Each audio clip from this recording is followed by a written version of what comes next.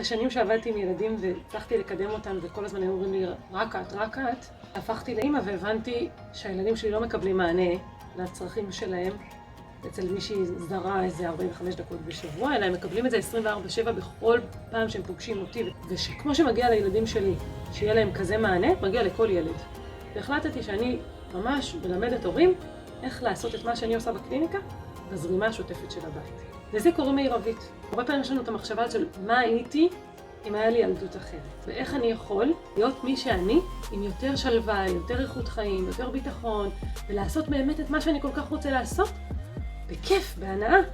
רק אם מישהו היה אומר לנו כמה הכל היה יותר קל, אם מישהו היה רק מסביר, היה אומר שזה נורמלי, היה אומר מה עושים במקרה כזה.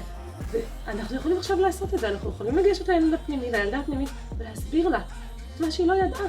ואז יהיה לה איזה כזה שקט שיאפשר לנו המבוגרים להיות מי שאנחנו כל כך רוצים להיות.